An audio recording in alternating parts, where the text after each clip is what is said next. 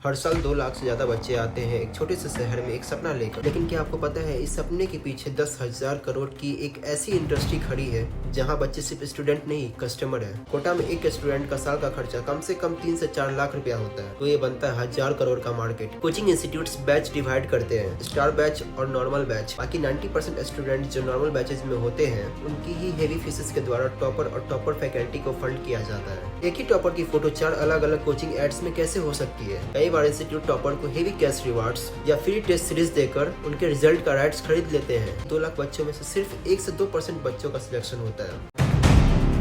हर साल 2 लाख से ज्यादा बच्चे आते हैं एक छोटे से शहर में एक सपना लेकर, IIT और नीट क्रैक करने का। लेकिन क्या आपको पता है इस सपने के पीछे 10,000 करोड़ की एक ऐसी इंडस्ट्री खड़ी है जहां बच्चे सिर्फ स्टूडेंट नहीं कस्टमर है। आज के इस एक्सप्लेनर में हम रिकॉर्ड करेंगे कोटा कोचिंग इकोसिस्टम का वो सच आमतौर पर एडवर्टाइजमेंट में नहीं दिखाया जाता। सबसे पहले समझते हैं इसका बिजनेस मॉडल। कोटा में एक स्टूडेंट का साल का खर्चा कम से कम 3 से 4 लाख रुपया होता है। अब इस फिगर को 2 लाख स्टूडेंट से मल्टीप्लाई करें तो ये बनता है 1000 करोड़ का मार्केट। लेकिन असली खेल शुरू होता है बैच सिस्टम से। कोचिंग इंस्टीट्यूट्स बैच डिवाइड करते हैं, स्टार बैच और नॉर्मल बैच। जो बच्चे एंट्रेंस टेस्ट में टॉपर आते हैं उन्हें स्टार बैच में डाला जाता है, जहां बेस्ट फैकल्टी, पर्सनल अटेंशन और डॉट काउंटर होते हैं। बाकी 90% स्टूडेंट जो नॉर्मल बैचेज में होते हैं उनकी ही हेवी फीसेस के द्वारा टॉपर और टॉपर फैकल्टी को फंड किया जाता है। आपने हर साल देखा होगा कि रिजल्ट आते ही हर बड़ा इंस्टीट्यूट क्लेम करता है कि जो बच्चा AR1 लेके आया वो उनके ही क्लासरूम का स्टूडेंट है। एक ही टॉपर की फोटो 4 अलग अलग कोचिंग एड्स में कैसे हो सकती है? इसका राज है DLP, डिस्टेंस लर्निंग प्रोग्राम और टेस्ट सीरीज।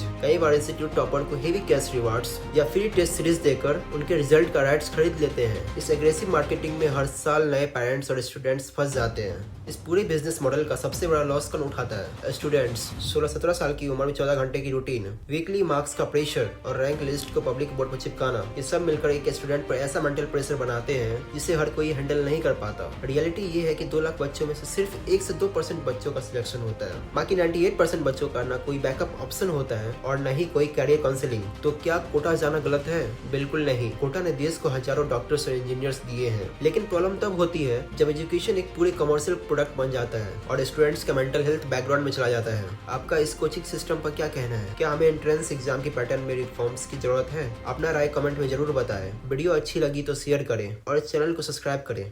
मिलते हैं अगले वीडियो में। धन्यवाद।